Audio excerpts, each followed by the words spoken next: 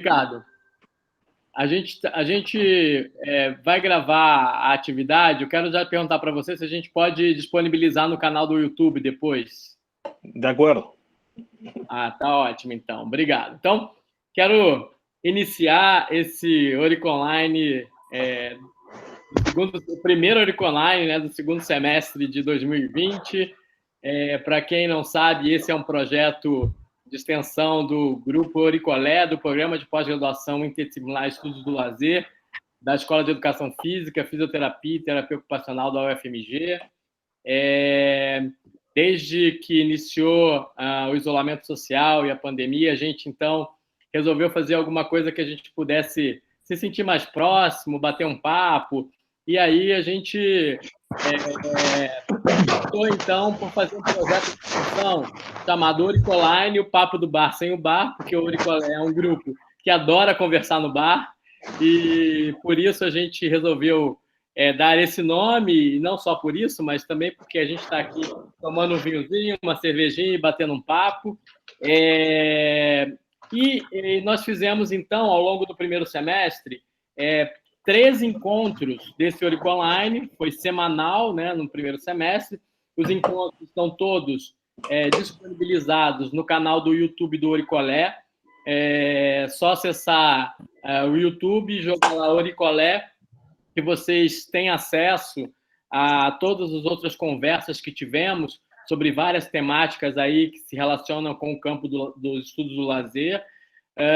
E hoje nós iniciamos o segundo semestre de atividades. Nesse semestre, a nossa opção foi por fazer um a cada mês. Como não fizemos em julho, a gente resolveu fazer um primeiro já no início de agosto, né? E com grande alegria, com grande satisfação, que o primeiro convidado desse segundo semestre é o professor Ricardo Lema, que é doutor em ócio e desenvolvimento humano pela Universidade de Deusto, na Espanha. Ele é professor da Universidade Católica do Uruguai e também é membro da Rede Ótio. E eu tenho tido o prazer de conviver com o Ricardo e trabalhar com o Ricardo na Rede Ótio, e tem sido um grande parceiro aí de várias atividades. Então, já quero, de início, te agradecer, Ricardo, pela oportunidade que você nos dá de conversar com a gente, de estar aqui com a gente hoje.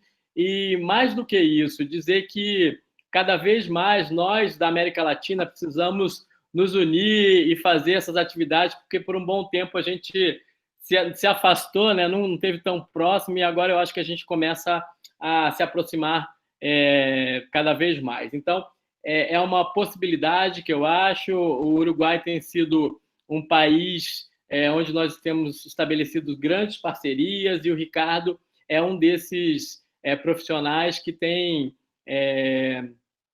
participado aí de várias ações nossas aqui no Brasil e em outros espaços aí na América Latina.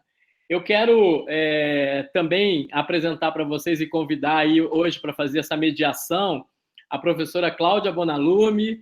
A Cláudia, ela já é uma grande parceira há algum tempo, foi diretora no Ministério do Esporte. Eu acho que nós temos que, nesse momento onde vivemos o ataque aos projetos sociais, né, é tão bom ter a Cláudia por perto, porque a Cláudia foi uma batalhadora aí nos projetos sociais, no campo do esporte e lazer, durante alguns governos aí passados, né? E hoje a gente vivendo esse ataque aos projetos e às ações no campo do esporte e lazer. Então, Cláudia, é bom tê-la aqui, porque você representa um pouco tudo de bom que a gente pôde vivenciar aí no campo do esporte e lazer, no que se refere às políticas públicas.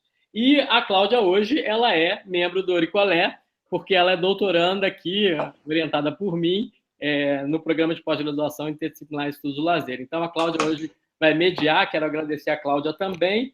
E antes de passar a palavra para a Cláudia, que vai dizer como vai funcionar a nossa atividade, eu quero já também fazer o convite para o próximo Orico Online, que vai ser no dia 26 de agosto, então. O nosso convidado do próximo Orico Online é o professor Júnior Silva, o nosso presidente da ANPEL, da Associação Brasileira de Pesquisa e Pós-Graduação em Estudos do Lazer. E o Júnior vai tratar da seguinte temática: esporte e lazer para pessoas com deficiência na agenda de políticas e pesquisas no Brasil. Então, já convido a todos e a todas que quiserem estar com a gente no dia 26 também, que venham e participem. O Oricoline sempre acontece às quartas-feiras, nesse horário das 19 às 21 horas. Então, bem-vindos a todos e a todas aí à nossa atividade de hoje. Mais uma vez, obrigado, Ricardo. E eu passo a palavra para a Cláudia, que vai coordenar os trabalhos. Cláudia. Oi. Boa noite, pessoal. Todos e todas bem, né? Vamos aí começar nos solidarizando, aqui no caso do Brasil, de novo, né? Com mais de 1.000 famílias que perdem seus entes queridos, acumulando aí quase 100 mil pessoas, quase 100 mil vidas perdidas nesse momento, né?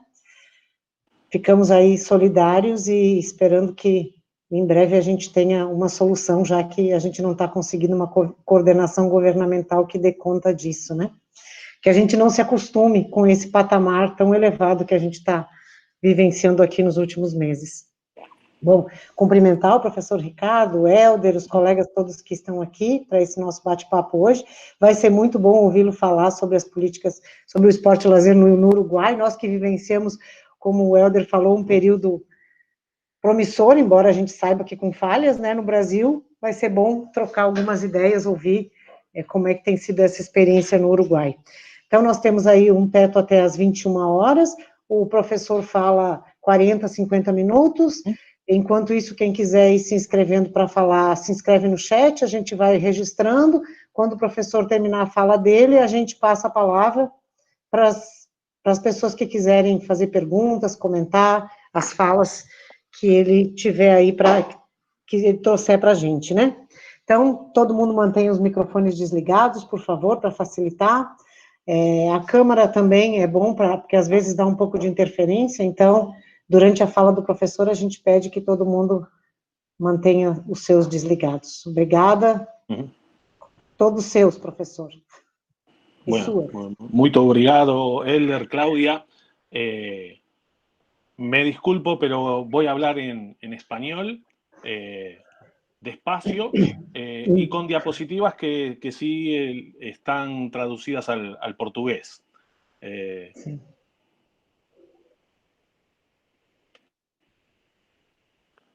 Bueno, lo primero es agradecer por la invitación. Creo que es una linda oportunidad. Había participado como espectador de algún papo sin bar, y ahora me toca presentar y representar al Uruguay en esta presentación. La charla que presenté, me gustaría brevemente contar algo de Uruguay para poder ubicarnos, hacer un poco de historia de la recreación en el Uruguay, y poder indagar algo en las políticas y en los estudios sobre el ocio y la recreación, ocio o lazer. Y si nos da el tiempo, hablar algo del 2020, de cómo estamos viviendo en esta situación de pandemia al ocio y la recreación.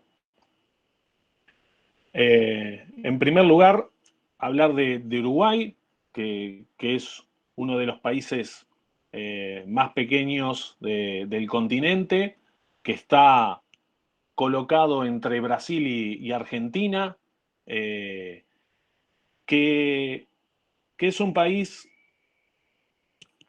pequeño en su territorio, con una población que viene a ser un barrio de la ciudad de San Pablo, ¿no? 3,5 millones de habitantes, con una expectativa de vida importante, de 77 años, con un nivel de desempleo previo a la pandemia bajo, y actualmente, a pesar de la pandemia, igual el desempleo se mantiene ahí, cerca del 10%, y con un PBI acorde, bueno, también a lo que es el tamaño del país. Por otro lado, un país que socialmente mantiene buenos buenos estándares, sobre todo en la región, buenos estándares a nivel de lo que es la transparencia de su política, el nivel de su democracia o las condiciones de equidad entre su población.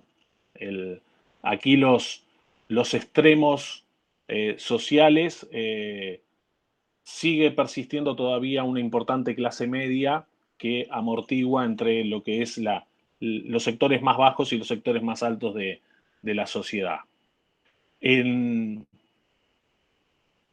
Ahora sí, un poco de historia para entender por qué Uruguay tiene algunas particularidades en cuanto a lo que puede ser su ocio y su recreación. La recreación, como en Brasil y como en otros países, se da en paralelo al proceso de modernización, primero con la creación de parques y plazas a finales del siglo XIX, y luego con formas más institucionalizadas, en el caso de Uruguay con la creación de la Comisión Nacional de Educación Física en 1911, y con la creación de las plazas plazas vecinales de cultura física que al poquito tiempo se van a comenzar a llamar plazas de deporte, y que es un modelo que sostuvo buena parte de las propuestas de recreación durante el siglo XX. Incluso es un modelo que fue de referencia en Latinoamérica. Muchas ciudades de Brasil, por ejemplo, toman este modelo de plazas de deportes, tomando lo que es la referencia de lo que sucedía en Uruguay en aquella época.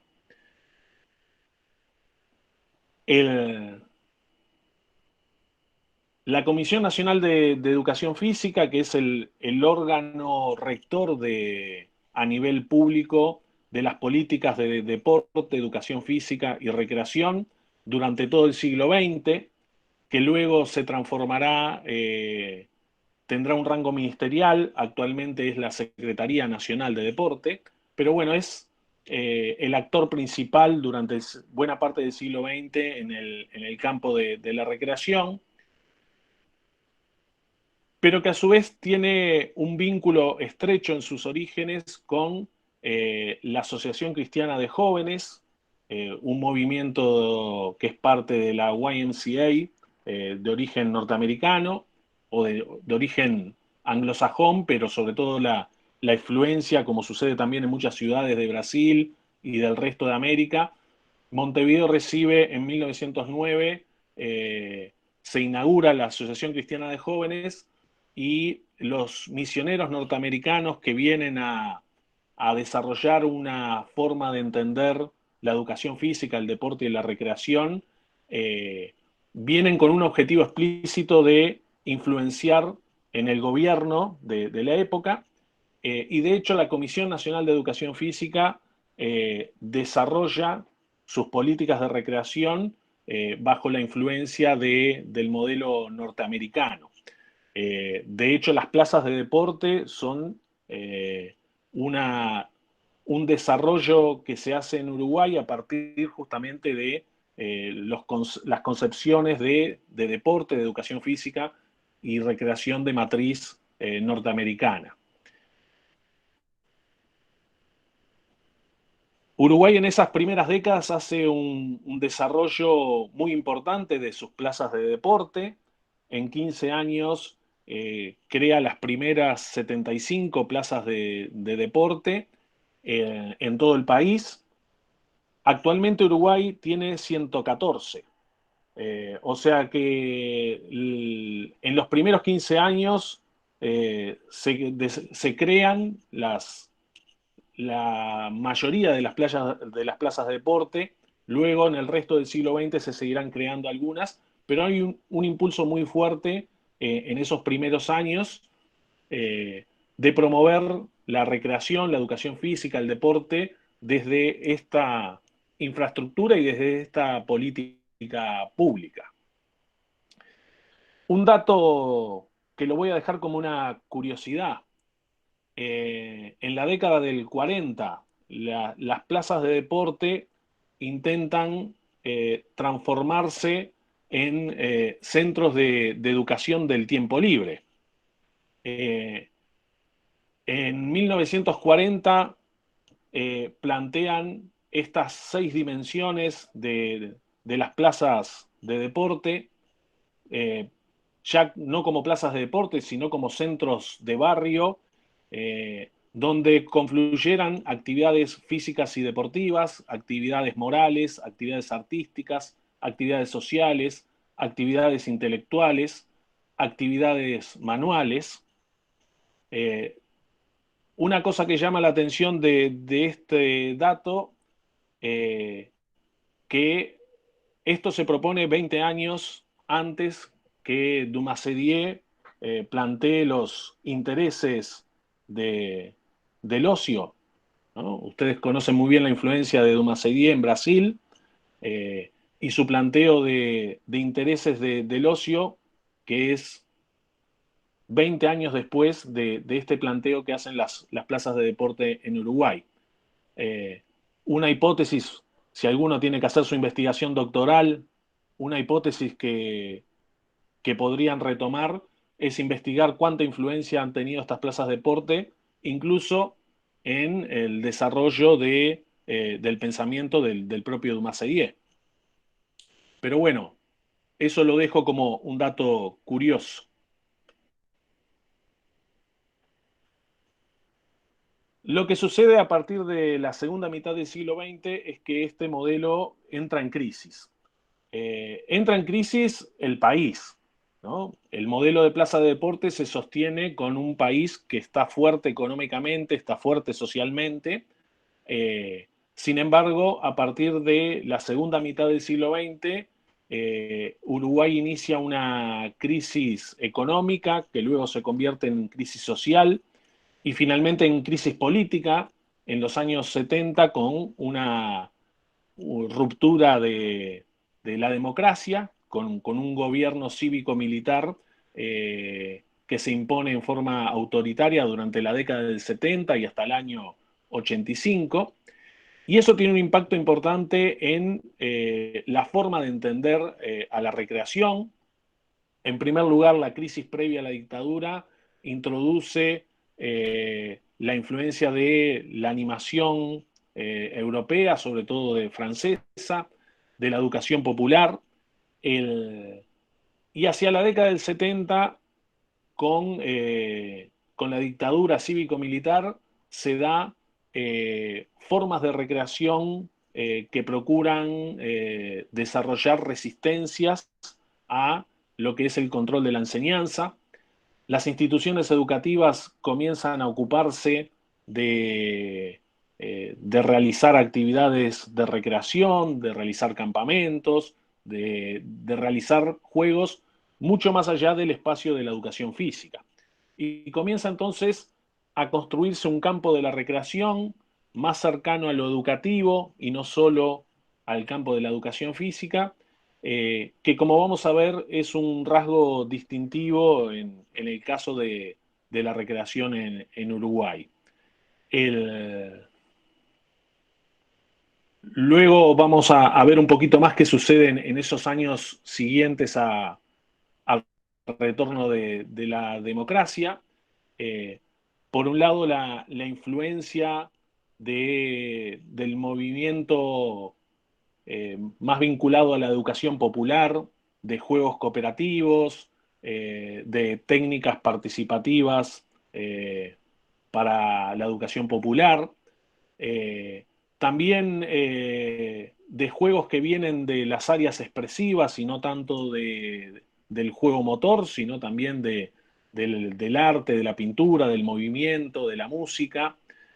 Todo eso va configurando hacia los años 80, 90 una mirada de la recreación diferente a esa mirada tradicional que habíamos visto antes. Por otro lado, la recreación desde las instituciones educativas empieza a formar animadores juveniles, animadores de recreación que van asumiendo roles en el campo de la recreación que empiezan a competir con el profesor de educación física.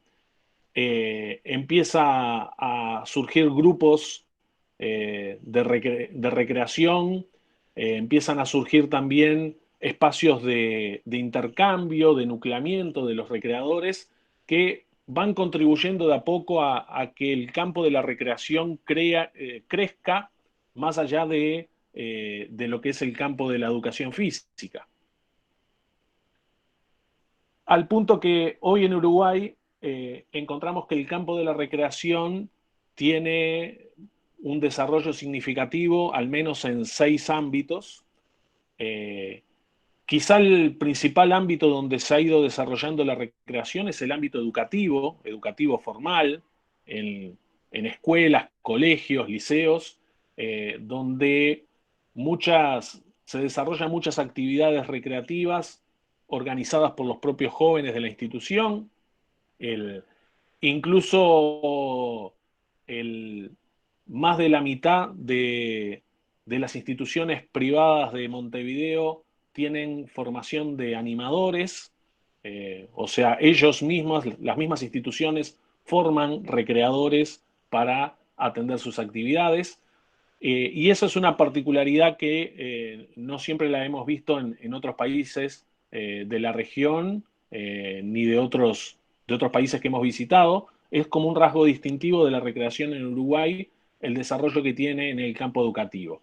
También lo tiene, evidentemente, en el campo comunitario y sociocultural, ¿no? Sobre todo lo que tiene que ver con las instituciones vinculadas a la educación no formal, y quizá un desarrollo menor en el campo terapéutico, en el turístico e incluso en el organizacional, ¿no? Ofreciendo propuestas de formación y capacitación para los empleados de una determinada organización. Ese es un poco el panorama de la recreación actualmente en el Uruguay.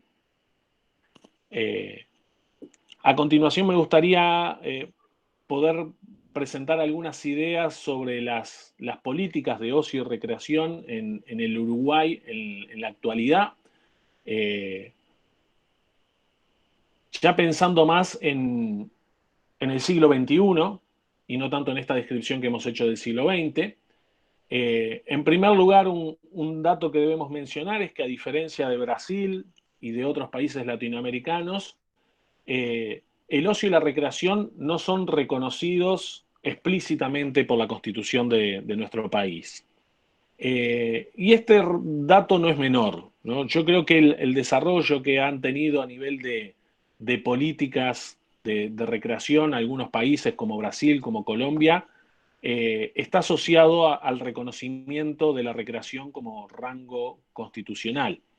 Sin embargo, en el caso de Uruguay, lo único que se reconoce explícitamente es el derecho al descanso del trabajador. Se reduce recreación a descanso e incluso a un derecho de los trabajadores, y no necesariamente se habla de otros sectores de la población que también tienen su derecho al ocio y la recreación. Ahora voy a compartir algunos datos de una investigación que hicimos junto con el colega Gustavo Martínez, vinculadas a las políticas de recreación durante el pasado gobierno. Ustedes saben que en Uruguay en marzo asumió un nuevo gobierno. Es nuestra intención, probablemente el año que viene, repetir este estudio, pero todavía es muy pronto como para ver cuál es la política de recreación del actual gobierno, sobre todo considerando que el actual gobierno asume y a los poquitos días se declara la pandemia en Uruguay. Pero sí tenemos datos de cómo estaba la recreación durante la gestión pasada a nivel nacional. Yo les decía que durante el siglo XX había un actor protagónico en el campo de la recreación, que era la Comisión Nacional de Educación Física.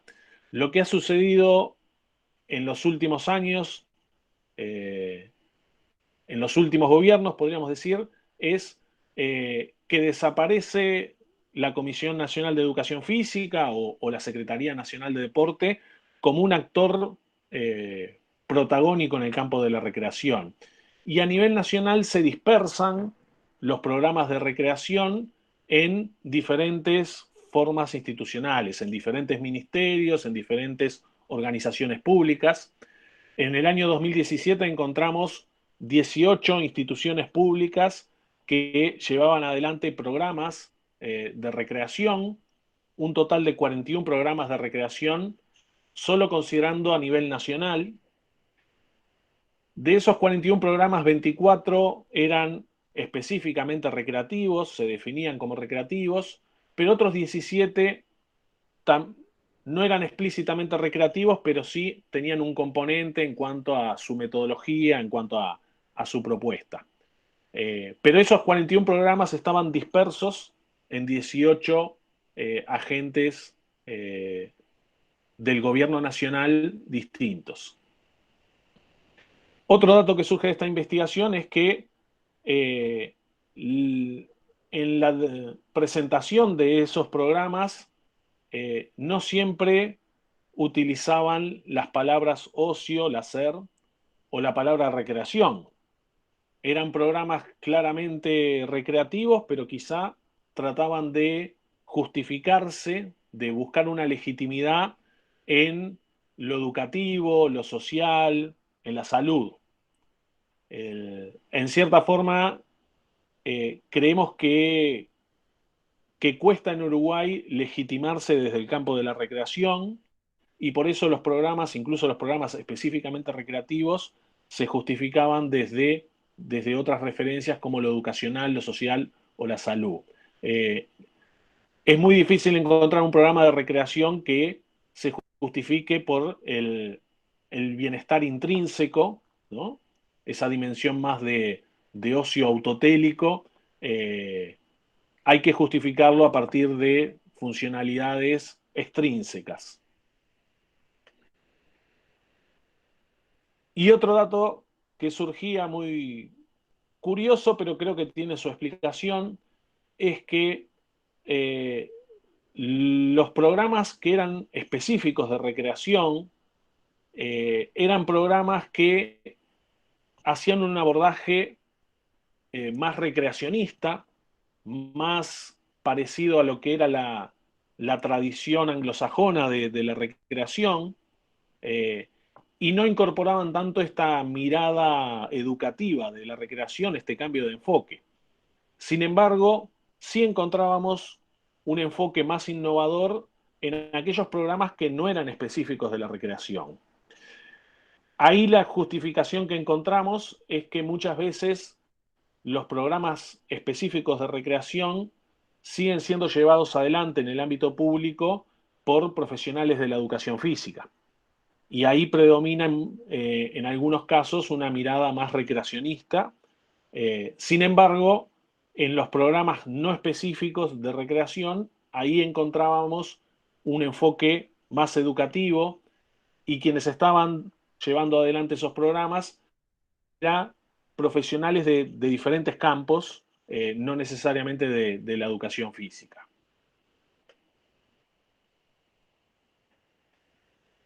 En Uruguay, la formación en recreación se da, como sucede en Brasil, a través de la educación física, a través de las carreras vinculadas a la educación física, al deporte y la recreación, pero también hace 20 años se inició una formación específica de recreación en mi universidad, en la Universidad Católica del Uruguay, y es una formación que apunta a licenciados en recreación educativa, esa es la denominación actual, o sea que pone el foco en la especificidad de lo recreativo. Para hablar de la generación de conocimiento en el campo del ocio y la recreación, esto que voy a decir es válido para Uruguay, pero probablemente válido para la mayoría de los países de Latinoamérica. Estamos hablando de saberes que están en tensión. tenemos por un lado el saber que surge de la academia, ¿no? Muchos de nosotros pertenecemos a universidades, nos dedicamos a investigar, a construir, a generar conocimiento sobre nuestro campo,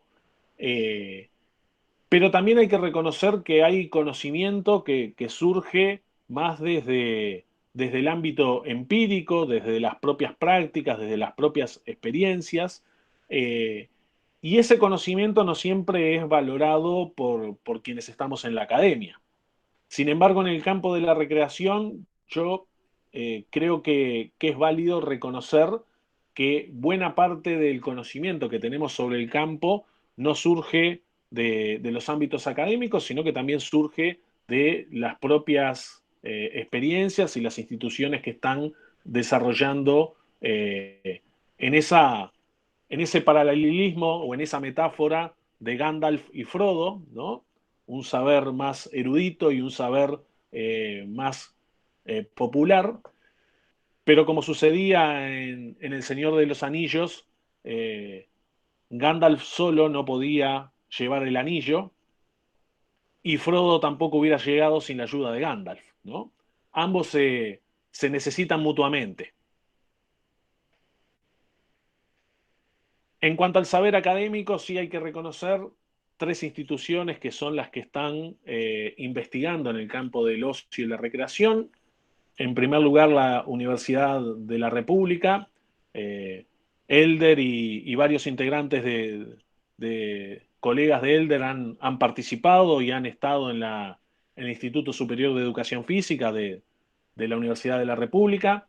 Allí hay un departamento de educación física, ocio y tiempo libre, que se inició en el 2004, hace algunos años, pero no tantos, que tiene 7 investigadores y las líneas de investigación que desarrollan eh, abordan el tema de las políticas, el tema del territorio, el tema del envejecimiento, temas de género y también las actividades en la naturaleza. Una otra institución es en la institución en la cual yo pertenezco, que es la Universidad Católica del Uruguay, que podemos marcar como un inicio en la investigación específica de ocio y recreación en el 2009. Actualmente cuenta con 4 investigadores que pertenecen al Departamento de Educación, o sea que además de investigar en recreación, en ocio, también tienen que contribuir a investigaciones de educación, además de dar clases y además de hacer gestión, o sea que en realidad, si bien son 4 investigadores, no son investigadores full time. Y las líneas de investigación que hemos venido desarrollando tienen que ver con la recreación educativa. De hecho, muchas de las cosas que estamos presentando aquí están vinculadas a esa línea de investigación. También el ocio y el desarrollo humano. Y sobre todo en el último tiempo, siendo parte del Departamento de Educación, hemos querido incursionar en el vínculo entre la lúdica y el aprendizaje. Y la otra institución que interviene y que está generando conocimiento sobre el campo del ocio y la recreación es el Instituto Universitario de la Asociación Cristiana de Jóvenes, aquella asociación cristiana de jóvenes que está en los orígenes de la recreación organizada en Uruguay. Tiene un instituto donde en su Facultad de Educación Física hay un área de recreación y tiempo libre que se inicia en el 2016, actualmente con 3 investigadores, y las líneas de investigación en la actualidad están en las temáticas de campamentos educativos y de ocio y envejecimiento.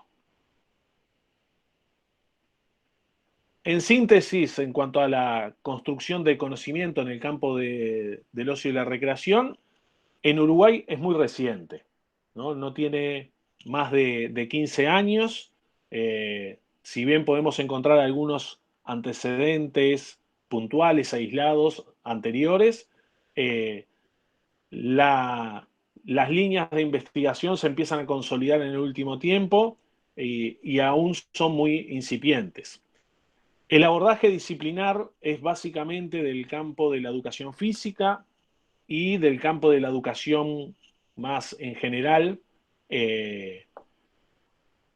Y básicamente es desde ahí el abordaje. Hay algunos estudios muy puntuales del ámbito de las ciencias sociales o de la psicología, pero son hechos más aislados. Y los tópicos de estudio, la recreación, la ludicidad, el campamento, el desarrollo humano y el envejecimiento. Eso a modo de síntesis de una dimensión que tiene que ver con el desarrollo del conocimiento, que es en Uruguay quizá lo más incipiente. Me gustaría quizá hablar un poquito del 2020, no sé si todavía tenemos unos minutos para... bien. Sí, tranquilo, Ricardo. Bueno, el, bueno, ustedes saben que Uruguay, sobre todo para el contexto regional y para lo que está sucediendo en Brasil, eh, es una situación muy particular, ¿no? Está teniendo un control de la pandemia que ha sido reconocido en el mundo por la gestión que se está haciendo. Eh, Todavía no está del todo claro por qué estamos teniendo tanto éxito. Hay varias hipótesis, desde el hecho de que nos hayamos vacunado nos hayamos dado una vacuna que se da a todos los preadolescentes en algún momento de su vida y que puede estar influenciando aquí, o desde la fortaleza que tiene el sistema de salud público y privado, que también es una fortaleza. Pero lo cierto es que en Uruguay la situación de pandemia está controlada, con con una situación de aislamiento voluntario en buena medida, más allá de que hay actividades como por ejemplo la educación, que durante varias semanas se cortó en forma presencial, se sostuvo sí en forma virtual, pero no presencial. Lo cierto es que no hay una obligación de quedarse en sus casas. Esa es una opción voluntaria que en los primeros meses de la pandemia tuvo un acatamiento alto. Quizá ahora nos estamos confiando un poco y nos estamos dejando estar, pero lo cierto es que, bueno, como dice ahí, hasta ahora hemos tenido 1.300 casos, la mayoría de esos casos recuperados, tan solo 37 fallecidos, y bueno, y actualmente tenemos en todo el Uruguay, en una población de 3,5 millones de habitantes, tenemos 215 casos diagnosticados. Aún así, tuvimos un primer semestre del año con mucho distanciamiento social, ¿no? Trabajando desde nuestras casas, tomando las clases, los niños, los adolescentes, desde casa. Eh, y un dato interesante que surge de una encuesta para UNICEF que se hizo en el momento de mayor aislamiento, en el momento de mayor restricciones vinculadas a la pandemia, es que lo que más extrañaba la gente era las actividades sociales, visitar abuelos, padres, visitas familiares, hacer comidas con la familia, salir y jugar con los amigos. ¿Ah?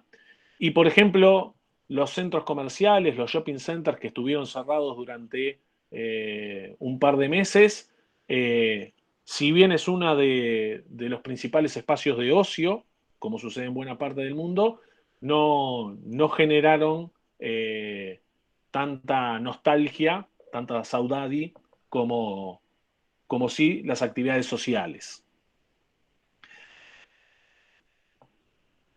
Eh, Algunas ideas que me parece que en buena medida en un primer momento se vieron como una amenaza, pero que también son oportunidades para quienes trabajamos con el ocio y con el tiempo libre y la recreación. Hay como un repliegue del tiempo de obligaciones no domésticas, ¿no? Si bien se mantuvo el vínculo con las instituciones educativas, el tiempo dedicado a las instituciones educativas fue mucho menor, virtud justamente de la situación de virtualidad. Aún hoy, si bien ha habido un reintegro parcial en las instituciones educativas, no se ha reintegrado con el total de las horas de una situación de normalidad.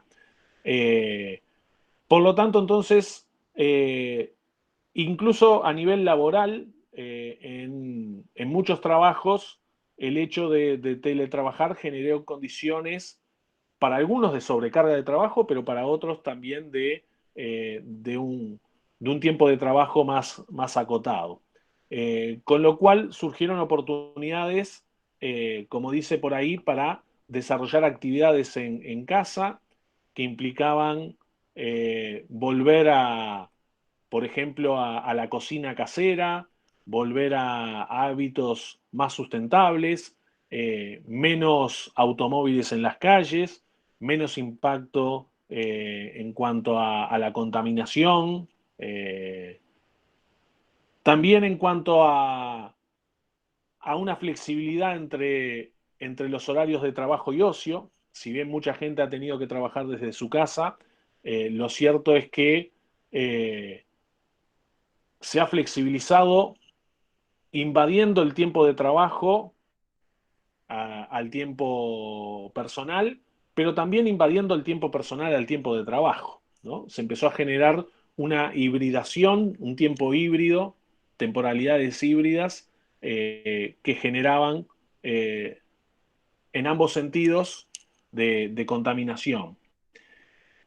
Y la reconquista en algunos casos de un tiempo para uno mismo y para la familia, ¿no?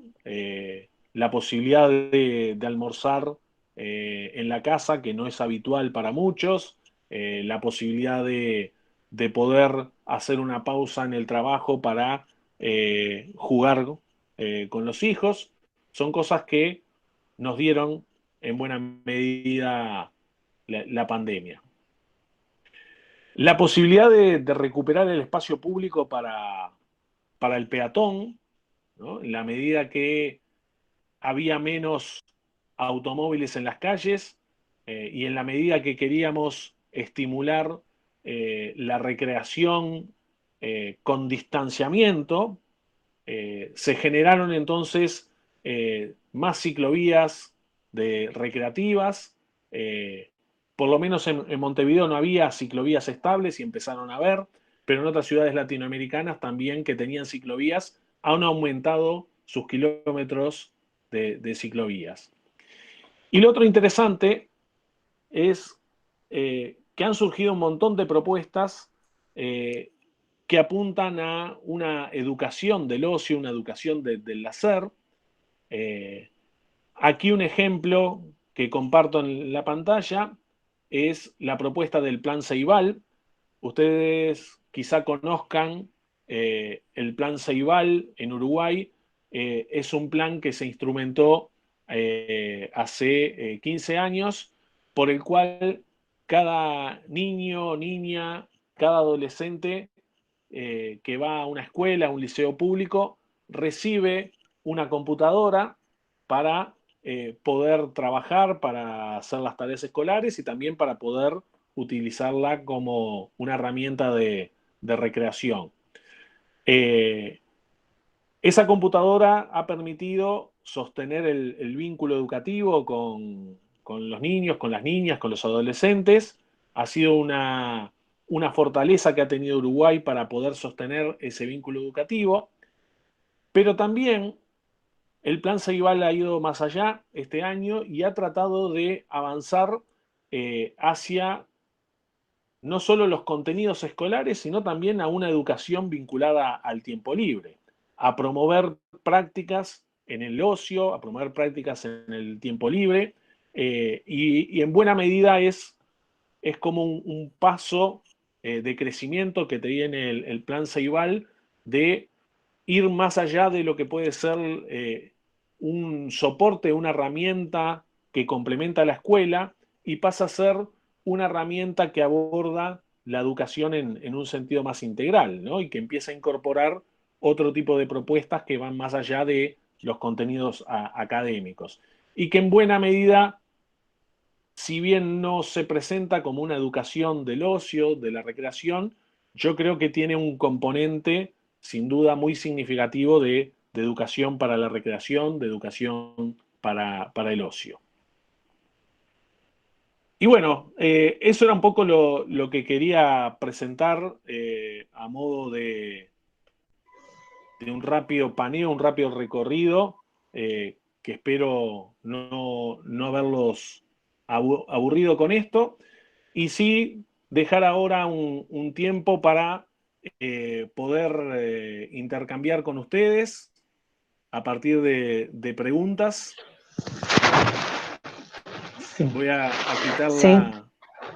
la función de compartir pantalla, que nos dio algunos problemas al inicio, y pido disculpas si Tudo se veía muy tranquilo. pequeña, pero fue la mejor forma que encontramos de poder compartir la pantalla. Não, mas Me conseguimos van a ver en dos compreender. pantallas porque ingresé con dos pantallas Sí. para poder ver la presentación. Sim, sim. Bom, graças, Ricardo, foi muito bom ouvi-lo falar da experiência do Uruguai, num momento tão delicado para nós, né, que trabalhamos aqui com as políticas públicas e agora temos visto as coisas se esvaziarem muito. A sua fala nos passou a sensação de que no Uruguai já há um estabelecimento um pouco mais constante, né, nas políticas públicas, talvez menos rupturas, porque elas já estão historicamente mais incorporadas. Fiquei com essa sensação. Muito obrigada. Eu sou a primeira inscrita aqui, enquanto o pessoal se anima a elaborar as questões, então, eu gostaria de lhe fazer duas perguntas. A primeira é em relação ao esporte. Aqui no Brasil, historicamente, as políticas públicas de lazer, que a gente chama no caso, né, no caso de vocês, a recreação e ócio, elas são muito vinculadas às políticas públicas de esporte. Historicamente, o nosso sistema foi construído em cima do esporte de rendimento, então, a recreação e o lazer, eles sempre disputaram espaço e recursos com o esporte de rendimento. Aí eu gostaria que você falasse um pouco como se dá essa relação, porque mesmo nos governos Lula e Dilma aqui, a gente enfrentou muita resistência de federações, de confederações, porque o sistema esportivo aqui ele é muito consolidado, e embora a legislação diga que a maior parte do recurso deveria para o esporte educacional, não é o que acontece, nós não conseguimos superar essa barreira. Então, eu gostaria que você falasse um pouco de como se dá essa relação. E em relação ao momento atual, eu estou estudando a questão das mulheres no lazer, né, das mulheres no não lazer, e em relação ao momento atual, eu até publiquei um texto no blog do professor que está aqui nos acompanhando hoje, o professor Rafael, fazendo uma reflexão de uma sensação que eu tenho tido, que historicamente as mulheres já têm muito menos acesso ao lazer, né, pelas questões culturais do que os homens. E agora, na pandemia, a impressão que, por enquanto é a impressão, né, que eu tenho é de que elas estão sentindo menos essa falta. Eu não sei se essa pesquisa que você mencionou, se ela fez algum recorte de gênero, porque eu vejo muito os homens falando em não tenho futebol, não tenho bar com os amigos, muito mais homens na rua sem máscara, em momentos de lazer, nos bares e assim por diante, do que mulheres. Então, eu queria saber se vocês fizeram algum recorte também em relação a isso na pesquisa. Bien, voy primero con la pregunta sobre el deporte. Históricamente el deporte, la recreación, la educación física han ido de la mano como campo de conocimiento y como también campo donde se desarrollan las políticas. De hecho, las plazas de deporte, si bien se plantean como plazas de deporte, eran centros de desarrollo de la educación física, la recreación y el deporte. Y de hecho, si uno mira los niveles de participación, por ejemplo, en 1929, uno de los momentos de mayor esplendor de la Plaza de Deportes, la gente utilizaba mucho más las plazas de deporte para las actividades recreativas, los baños recreativos, la actividad física recreativa, que para la práctica de un deporte. Aún así, le llamamos plazas de deporte porque fue el nombre que recibimos de los países, sobre todo de Norteamérica, ¿no? El modelo de sport norteamericano. Lo que sucede, bueno, mientras la Comisión Nacional de Educación Física fue el organismo rector de las políticas de recreación, deporte y educación física, siempre la recreación fue la hermana menor, ¿no? Lo mismo que sucede en todos los países, ¿no? Deporte tiene mucho más visibilidad, da mucho más rédito político, la mayoría de los recursos se vuelcan en el deporte, eh, pero aún así Uruguay tenía espacio para políticas de recreación a nivel nacional. Lo que se ha dado ahora en el último tiempo con la creación de la Secretaría Nacional de Deporte, eh, que paradójicamente es una creación de gobierno de izquierda, ¿no? Y quizá lo que más nos ha llamado la atención es que justamente en un gobierno de izquierda, la Secretaría Nacional de Deporte omita hablar de recreación. ¿No? El Plan Nacional Integrado de Deporte, en el cual se rige la Secretaría Nacional de Deporte, no habla de recreación, salvo algún adjetivo de actividad recreativa para la salud, pero realmente no hay una política de recreación hoy en la Secretaría Nacional de Deporte. Como decíamos, se dispersa a nivel nacional en varios actores, pero incluso en esta investigación que hicimos encontramos 3 programas recreativos en la Secretaría Nacional de Deporte y otros actores públicos desarrollaban más programas que la Secretaría de Deporte en el ámbito de la educación, en el ámbito de la cultura. Así como digo esto bueno, del gobierno de izquierda a nivel nacional, también es justo reconocer que a nivel departamental y municipal, los gobiernos del mismo partido político desarrollan propuestas que en algunos casos son muy buenas de recreación, ¿no? Entonces, esa investigación indagó únicamente a nivel nacional, ¿no? Pero sí, lo cierto es que hoy la Secretaría Nacional de Deporte, incluso hoy con un gobierno que en su mayoría es de derecha, con nuevas autoridades en la Secretaría Nacional de Deporte, es pronto para hacer un juicio de valor porque además lo agarró la pandemia y es poco lo que han podido hacer. Pero no parece que vaya a haber grandes cambios en cuanto a las políticas de ocio y recreación. O sea, van a seguir probablemente en la misma línea de hablar de deporte y en algo de educación física, pero nada de recreación. Eso en cuanto a lo que es la Secretaría Nacional de Deporte. Yo creo que, y esto sé que es un poco fuerte y es polémico, y bueno, y después podrán discutirlo, sobre todo los colegas de Uruguay que están conectados. Yo creo que a nivel nacional hemos tenido un retroceso en cuanto a políticas de recreación, que en cierta forma se ha minimizado por un crecimiento a nivel más de gobiernos locales. Pero a nivel nacional yo creo que hemos tenido un retroceso. En cuanto a lo que tú hablabas del género, del ocio vinculado con la mujer, eh, a ver, sin duda que como en todos los países hay inequidades en cuanto al acceso, a las oportunidades y sobre todo a las temporalidades en el caso de hombres y mujeres. Eso es claro, incluso hay una investigación de Ximena Ureta, una colega de Uruguay que ha indagado justamente en esto de las barreras de género, y sobre todo las barreras de género que vienen condicionadas especialmente por el trabajo doméstico. No es tanto el tiempo dedicado al trabajo tradicional, sino que es en el ámbito doméstico donde se dan las mayores barreras en cuanto a la disponibilidad temporal, ¿no? La mujer tiene que, además de trabajar fuera de casa, de destinar más tiempo al trabajo dentro de la casa que el hombre, ¿no? Ahora, esta investigación es anterior a la pandemia, ¿no? ¿Qué ha sucedido durante la pandemia? En realidad, no hemos investigado mucho. De hecho, en mi caso no he investigado. Me he tenido que ocupar de atender otras emergencias durante la pandemia, más vinculada a mis roles de gestión.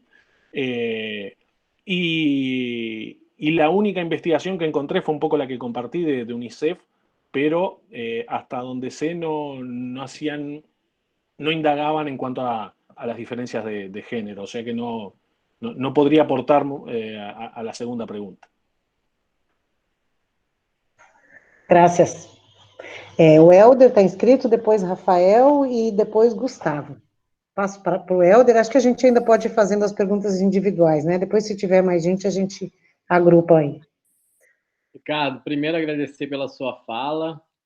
Legal demais a gente poder trocar e conhecer essas realidades. Acho que, como você mesmo disse, a realidade brasileira tem muito a ver com a realidade uruguaia. E eu queria escutar um pouco você falar um pouco mais, né, sobre a questão da formação, né, que você apresentou aí para a gente as possibilidades de formação profissional no Uruguai. Elas se aproximam muito das nossas possibilidades de formação, como você mesmo disse. Você ressaltou aí as possibilidades da formação nos campos da educação física e do turismo, e, ao final, você destacou a formação no âmbito da recreação educativa, que seria a formação específica, né? E aí eu me motivei a perguntar, porque aqui no Brasil eu tenho uma orientanda que fez uma pesquisa sobre as formações específicas, inclusive a formação sobre lazer e turismo na Universidade de São Paulo, e comparando com as formações nos cursos técnicos de lazer, especificamente de lazer, e a gente encontrou uma grande evasão, ou diria, uma fuga dos egressos desses cursos do campo de atuação específico do lazer, da recreação, do ócio, como a gente pode chamar aqui. E aí, talvez seja interessante a gente pensar em pesquisas de mercado para saber por que essas pessoas não estão se inserindo no mercado, será que tem espaço no mercado para elas? E aí, a minha pergunta é nesse caminho. Eu queria saber como é que você tem observado a inserção dos profissionais que vocês formam na recreação educativa na Universidade Católica nesse mercado de trabalho. Há mercado para esses profissionais? Ou também esses profissionais deixam, assim como os nossos profissionais aqui, de trabalhar no campo da recreação educativa para o qual eles foram formados aí em Montevidéu? Tá? Então, queria escutar você um pouco mais sobre isso. Obrigado mais uma vez y vamos. Bien. Bien, bueno, primero hablar de la formación en general y de los campos conexos.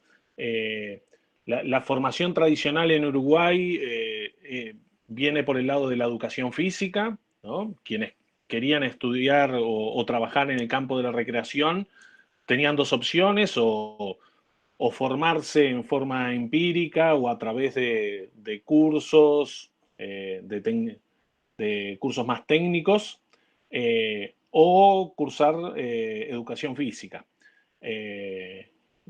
Yo diría hasta los años 80, muchos recreadores se formaron en educación física, Lo que sucedió a partir de los años 90 es que empiezan a crecer la formación previa, digamos, la formación de adolescentes juveniles que se forman en las instituciones donde están estudiando a nivel de secundaria, una formación básica como para cumplir un rol más de voluntariado dentro de la institución, pero lo cierto que va generando como un interés y una vocación, ¿no? De hecho, muchos de los que pasamos por esas experiencias, cuando decidimos estudiar una carrera universitaria, no elegimos educación física, ¿no? En mi caso, yo soy comunicador social en mi base de grado y tengo muchos colegas que se han ido formando desde otras disciplinas, no necesariamente desde la educación física. Eso rompe lo que es la hegemonía del profesor de educación física en el campo, ¿no? Empieza como a generar otros perfiles. En el área del turismo, que también me preguntaba Elder, hay carreras que también son relativamente recientes, ¿no? Tanto en el ámbito de universidad pública como privada, y yo creo que le sucede algo similar a lo que nos sucede en la carrera nuestra de licenciado en recreación educativa, que es una carrera de grado, y es que, como toda carrera nueva, en un mercado laboral en la cual uno no precisa un título para poder ejercer, los profesionales son los que tienen que salir a abrir su lugar en el mercado, ¿no? Concretamente en el caso de nuestra licenciatura, que al día de hoy sigue siendo la única opción específica, no hay en el ámbito público una carrera específica de recreación, hay una tecnicatura, un pregrado, pero no una licenciatura, y que a su vez que nosotros cada año tendremos generaciones de egresados de 10, 12 egresados, o sea que estamos hablando que son muy poquitos egresados por año. El mercado laboral lo abren los propios egresados, ¿no? Y lo abren con bastante éxito. En general, una vez que se insertan laboralmente, una vez que una institución emplea por primera vez un licenciado en recreación educativa, queda satisfecho, descubre un perfil profesional que no conocía y se abre a la posibilidad de contratar otros perfiles profesionales. Es un perfil profesional muy, muy versátil, ¿no? Porque su eje tiene que ver con el ocio, con el tiempo libre, con el juego, con la lúdica, la ludicidad. Pero eso es algo que es muy valorado no solo para campamentos, no solo para actividades recreativas, ¿no? En educación, por ejemplo, se valora mucho el rol que cumple el recreador como un educador integral, ¿no? Que hace un acompañamiento integral a niños y adolescentes. Incluso en el último tiempo los recreadores empiezan a ingresar también a las aulas de educación formal en esta búsqueda que hay por pedagogías activas, por gamificación, por aprendizaje basado en juego. El aula se ha abierto incluso a incorporar recreadores que desarrollan pedagogías activas también en educación formal, ¿no? Pero también hay ámbitos no tradicionales en los cuales se va insertando el recreador.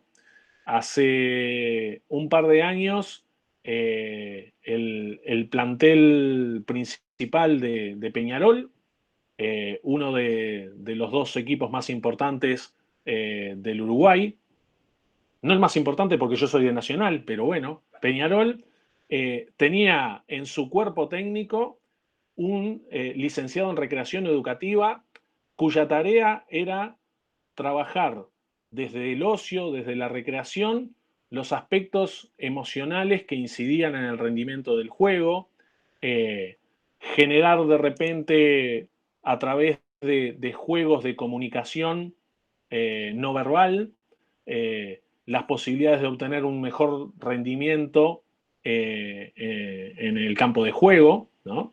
Y claro, ese es un ámbito que no lo teníamos previsto, ¿no? Desde la carrera nuestra no nos imaginamos que pudiera ser un espacio de trabajo para un recreador.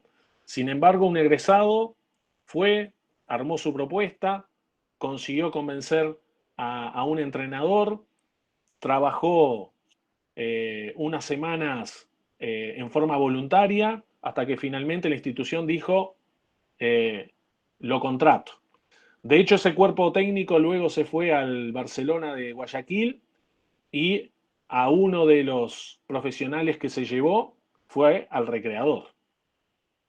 Esto lo traigo como ejemplo de lo versátil que es la formación profesional y de las posibilidades de inserción que tiene un profesional que sus fortalezas tienen que ver con la educación a través del juego, la educación a través de las experiencias de ocio del hacer, a través de las experiencias de libertad en el tiempo, ¿no? Cómo en definitiva un recreador puede ser valorado y reconocido de ese lugar.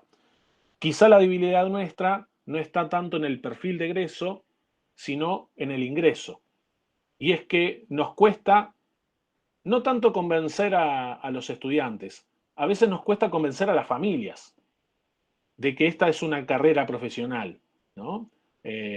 Sobre todo en el caso nuestro, que es una universidad privada, por lo tanto es paga, convencer a un padre, voy a pagar una carrera que no es barata, porque la formación universitaria es cara, y que no va a estudiar ingeniería, no va a estudiar contador público, sino que va a estudiar la SER. Es una decisión que cuesta. Pero una vez que superamos esa barrera, no se arrepiente. Muito obrigada, professor. Obrigada, Helder, pela questão. O professor Rafael está aí para fazer a questão? Está aí. Estou aqui. Vai lá, Rafael. Eu não me vejo, mas vamos lá. Nós tivemos. Tá, que bom. Ricardo, queria agradecer. Eu também sou de comunicação social, mas atuo no programa de estudos do lazer da UFMG. Eu tenho duas perguntas, na verdade. A primeira é na mesma linha do Helder, mas não é sobre formação, porque formação é a área que o Helder trabalha, não é a minha. Eu estou pensando mais assim, como essa configuração do lazer como área de pesquisa, que você desenvolveu bastante as experiências do Uruguai, mas eu queria que você falasse um pouco, assim, livremente, como é que você compara o Uruguai com outros países da América Latina? Digo não comparar, porque, enfim, em termos de território, população e tudo mais, o Uruguai é muito menor se a gente comparar com Argentina, México e Colômbia, por exemplo, mas assim, o que te parece em termos do que tem sido, quais são as trocas que vocês têm, que você falasse um pouco mais disso. Sim. E a segunda pergunta é assim, já foi feito, assim, o que já foi feito sobre comunicação e lazer no Uruguai? Aí estou puxando para a minha área principal mesmo. O que você considera que poderiam ser pesquisas, linhas de trabalho, investigações promissoras para uma abordagem interdisciplinar do lazer, aí dialogando especificamente com uma outra área de conhecimento que também é interdisciplinar, que é a comunicação. Obrigado pela sua palestra. Bueno, bien. Bueno, gracias, Rafael. Antes de que me olvide, quiero saludar porque he visto que en el chat algunos amigos que han saludado, a Luis Pina, a Rodrigo Elizalde, Silvia Amaral, y bueno, algún otro que por ahí se me puede estar pasando.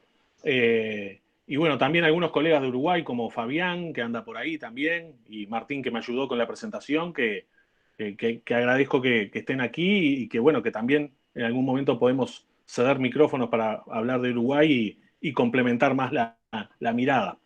Respecto a lo que decía Rafael, a ver, en cuanto a esto último de la comunicación, yo quizás la síntesis que hago entre mi formación de grado en comunicación y luego el recorrido que he tenido a nivel profesional, más hacia el ocio y la recreación, para mí la comunicación tiene que ver con los fundamentos de cómo concibo a la recreación y sobre todo al juego, ¿no?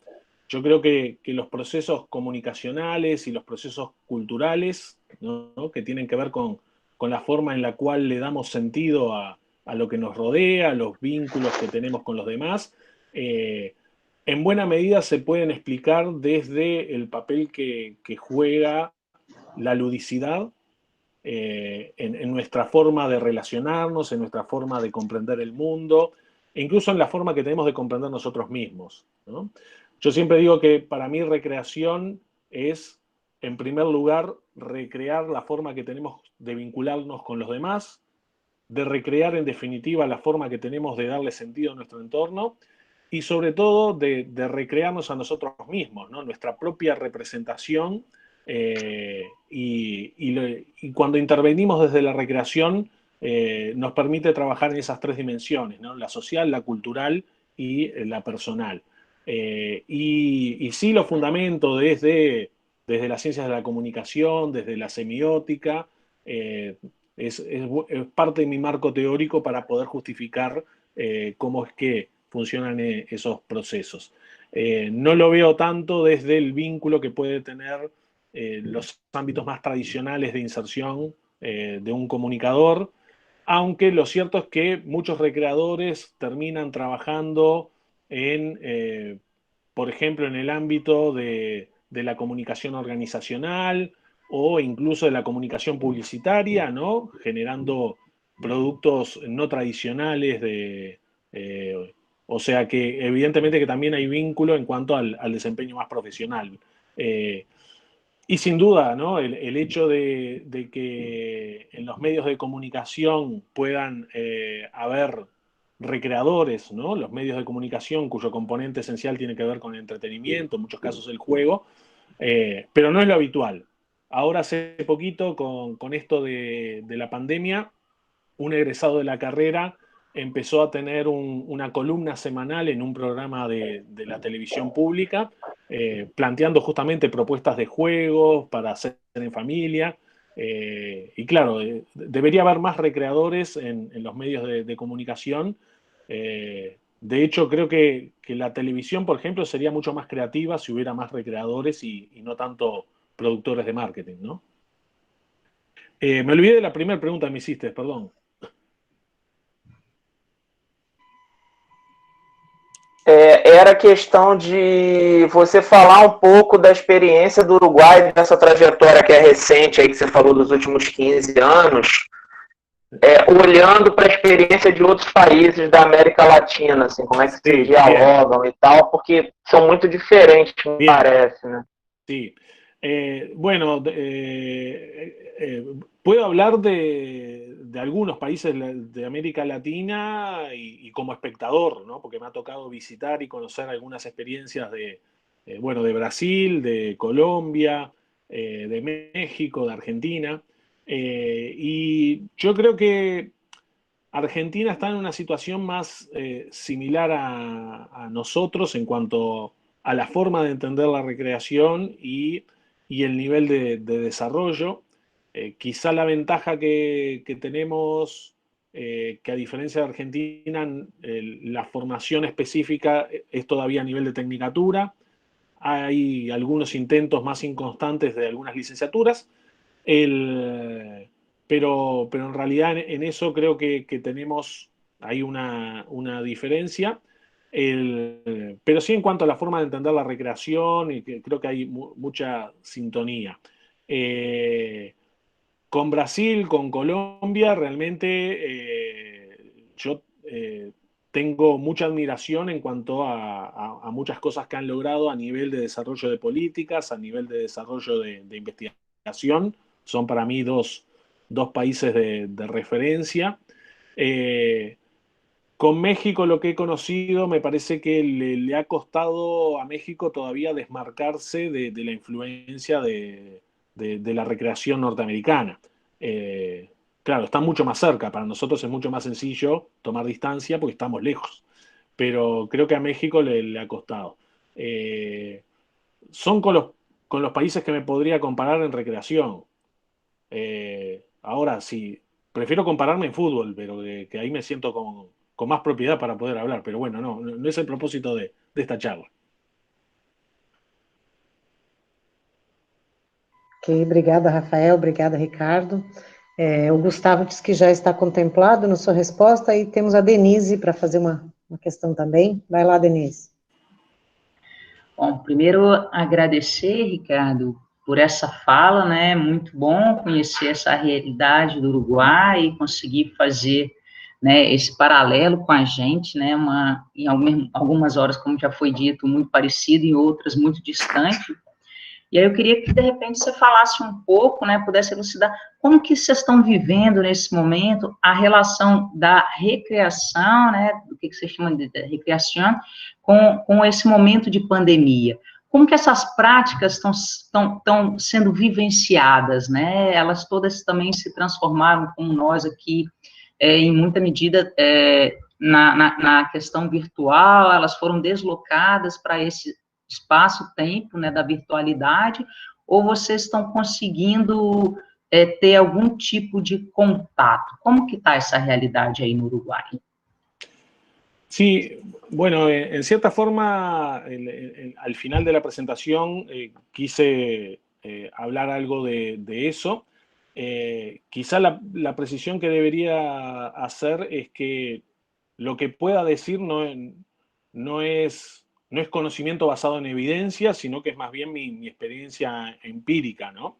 Yo creo que lo primero que pasó fue el sentir que la condición de aislamiento, de confinamiento, generaba una situación muy hostil para la recreación, ¿no? Estamos acostumbrados a que la recreación implica cercanía, implica presencialidad, implica contacto, ¿no? Contacto físico, contacto afectivo. Y claro, la situación inicial resultaba muy contradictoria para lo que uno está acostumbrado.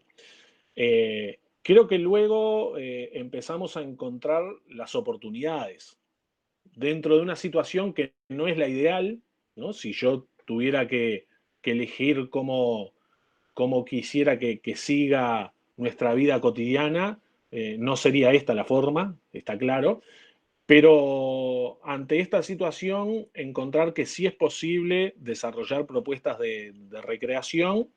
De hecho, hubo un momento en que hubo como una sobreexposición de oferta recreativa, ¿no? O sea, creo que buena parte de los referentes de recreación en la región intentaron dar una respuesta y llegó un momento en que era imposible tomar en cuenta toda la oferta que había de actividad recreativa en el confinamiento. Creo que ahora lo que estamos tratando es de no saturar, sino tratar de aprender a ver qué cosas se pueden hacer buenas y qué cosas conviene no hacer en esta situación, ¿no? Pero yo ponía un ejemplo en cuanto a lo que es el plan Ceibal, ¿no? De cómo viró de un plan que básicamente apoyaba lo que era el aprendizaje más académico a atender, en definitiva, una educación más vinculada al ocio y la recreación. También cómo el Ministerio de Cultura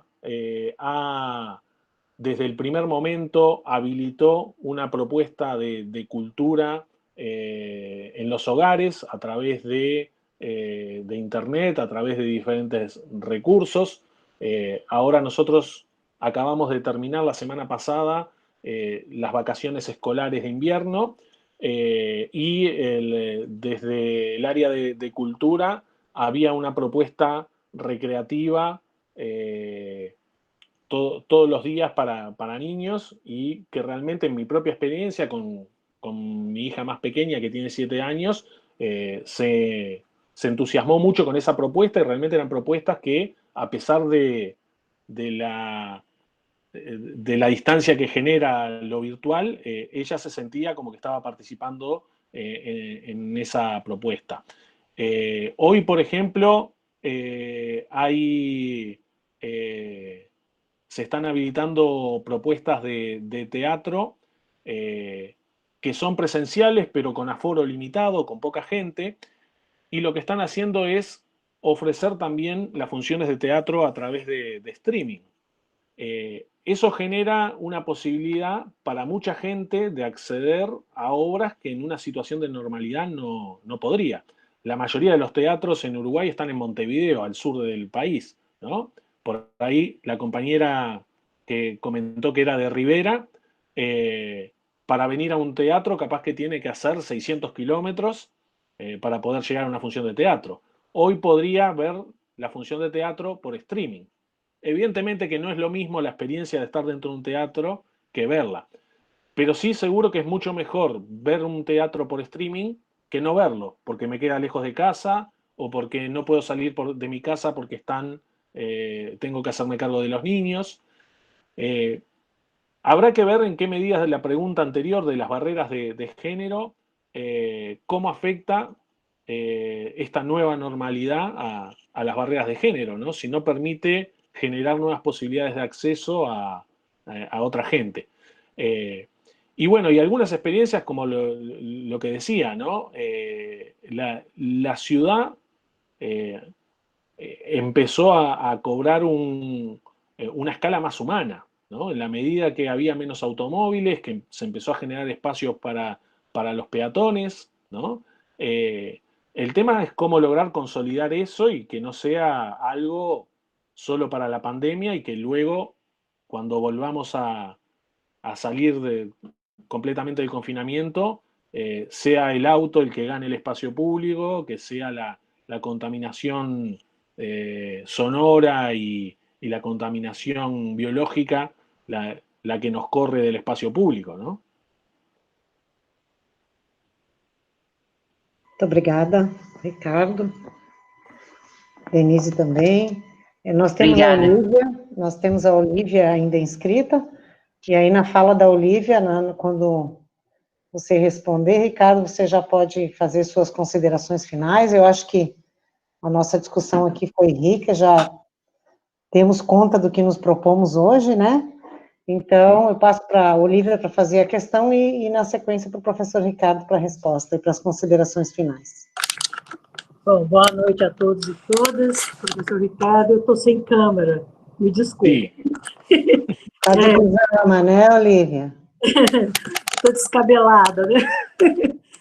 Na verdade, Ricardo, eu gostaria de saber como que são os acampamentos educativos no Uruguai. Se existe uma sede e essa sede recebe as crianças, os participantes, ou não, se isso acontece en varios otros locales como un programa, ¿no?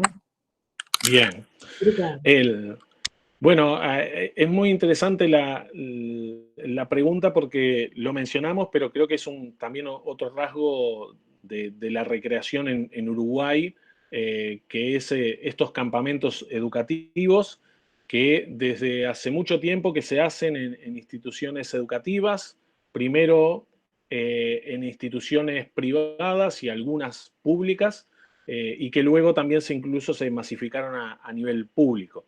El campamento educativo es una influencia que tienen algunos movimientos que desarrollan campamentos en la naturaleza, como la Asociación Cristiana de Jóvenes o como los Scouts, los escoteiros, que tienen una influencia, esas dos asociaciones, en el desarrollo de la recreación en los años 70 y 80 en las instituciones de educación formal. Y una de las influencias es poder trasladar esa experiencia de de campamento educativo que desarrollaba la Asociación Cristiana de Jóvenes, que desarrollaban los escoteiros, poder trasladarla a las instituciones educativas, con un desafío que es el de la disponibilidad de tiempo, ¿no? Antiguamente, quizá ahora no tanto, pero los campamentos eran campamentos de 20 días, campamentos de 10 días. Esa era la concepción de campamento en estas instituciones. Sin embargo, cuando ingresan a las instituciones educativas, la institución educativa tiene generalmente clases de lunes a viernes. El momento para hacer campamentos es el periodo escolar, no las vacaciones. Entonces, los campamentos se transforman en campamentos más cortos, de 2, 3, 4 días en algún caso. Y el desafío es cómo desarrollar la experiencia educativa que se genera en un campamento de larga duración en poco tiempo. De hecho, cuando uno mira los manuales de campamentos, dicen que una experiencia educativa se empieza a consolidar a partir del 4.º día. Y sin embargo, las instituciones educativas desarrollan campamentos de 1 noche, 2 noches. La ventaja es que las instituciones educativas desarrollan campamentos que son con los grupos escolares, es decir, con grupos que conviven durante todo el año, que además de campamentos participan en un montón de experiencias académicas y también extraacadémicas, experiencias recreativas, clubes de tiempo libre, no con esa denominación, pero en cierta forma en ese formato. Y por lo tanto el campamento es un hito dentro de un proceso que se da acompañando lo que es el proceso escolar. De hecho, en mi tesis doctoral, que indagué justamente la recreación en instituciones educativas, lo que planteo es que se genera una trayectoria complementaria a la trayectoria escolar en estas instituciones a partir justamente de este tipo de propuestas, campamentos, actividades recreativas, deporte recreativo, actividades culturales, que complementan y enriquecen el proceso de formación de niños y adolescentes. En el caso de los campamentos, sí el foco está puesto en la vida en comunidad, ¿ah? Está puesto en el contacto con la naturaleza, en una vivencia de experiencias que en algunos casos son experiencias cotidianas, ¿no? Como lavar los platos o yo siempre cuento esto, ¿no? Las medias de los zapatos, ¿no? La primera vez que me lavé medias fue en un campamento, ¿no? En mi casa lavaba a mi mamá, ¿no? Lavaba el lavarropas, pero en un campamento tuve que agarrar el jabón y fregar la media, ¿no? Y bueno, muchas experiencias cotidianas se viven por primera vez en el campamento y muchas experiencias extraordinarias se viven por primera vez en un campamento, ¿no? También fue la primera vez que subí un cerro, ¿no? Montevideo es una ciudad plana, ¿no? En mi primer campamento en la escuela tuve la oportunidad de subir un cerro muy pequeño, 300 metros, pero bueno, Uruguay la altura máxima son 600 metros, o sea que fue una aventura subir ese pequeño cerro. Todas esas experiencias las permiten los campamentos educativos. Y realmente es una experiencia muy fuerte que desde los años 70 y 80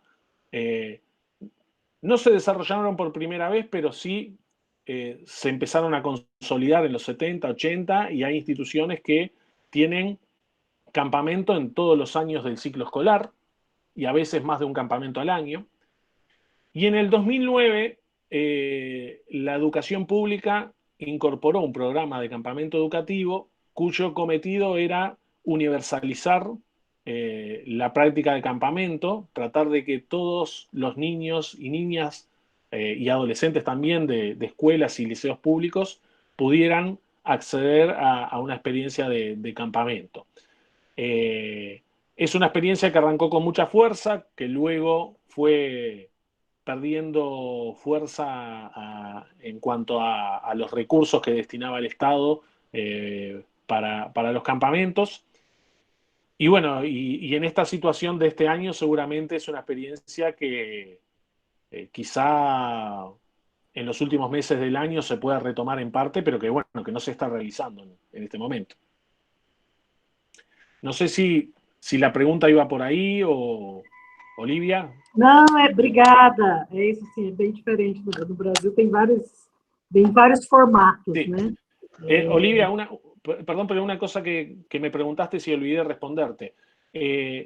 Los establecimientos donde se hacen los campamentos son establecimientos de lo que se llaman campamentos organizados, ¿no? En la mayoría de los casos, en algunos casos también se hacen campamentos de carpa, ¿no?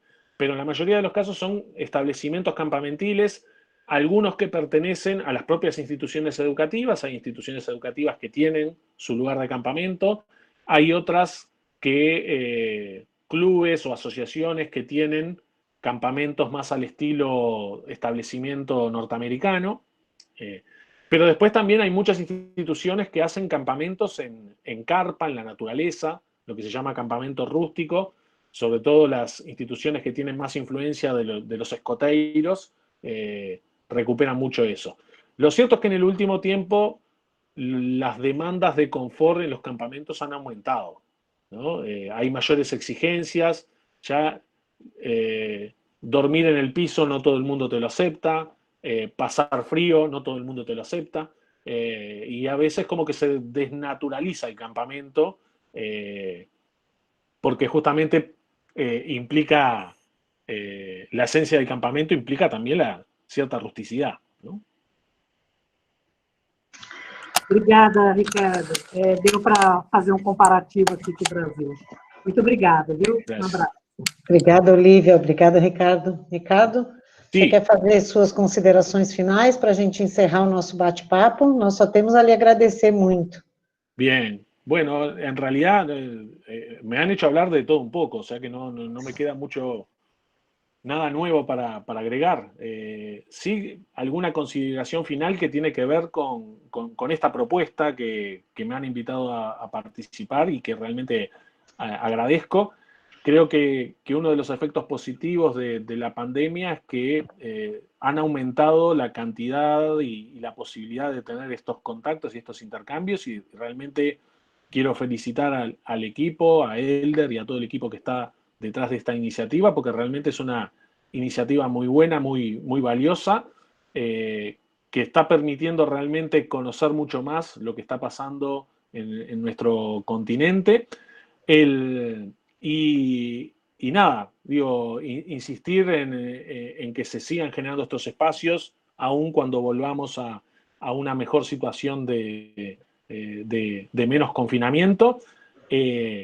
Y ojalá que el próximo encuentro pueda tomar algo más que un cimarrón, porque veo que hay varios vinos por ahí, algún whisky, y yo estoy aquí todavía en la universidad tomando el cimarrón, y me gustaría estar en otro estadio del bar.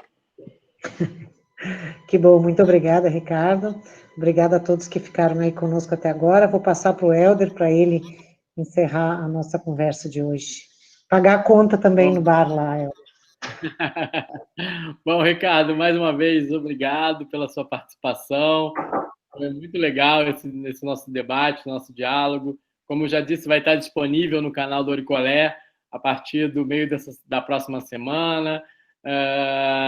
E também já quero fazer uma divulgação sobre o encontro, o Congresso Ibero-Americano de Estudos do Lazer, do Ócio e da Recreação, que a gente vai realizar online no final de novembro. A divulgação ela deve estar saindo em breve, e o Ricardo é um dos nossos palestrantes nesse evento, que é um evento que está relacionado ao encontro anual da Rede Ótium, que é uma rede ibero-americana de estudos do ócio, do qual a UFMG, a instituição do Ricardo e várias outras instituições, tanto no Brasil, mas também na América Latina, fazem parte. Então, já quero convidar a todos e a todas para participar desse evento. Então, Ricardo, mais uma vez, muito obrigado, um grande abraço a todos do Uruguai, que inclusive nos acompanharam, Fabian e vários outros que estão aqui conosco, e seguimos juntos aí para fazer muitas outras atividades. Um abraço, viu, Ricardo? Valeu! Obrigado. Boa noite. Boa noite, pessoal. Tchau, Obrigado. boa noite, obrigada.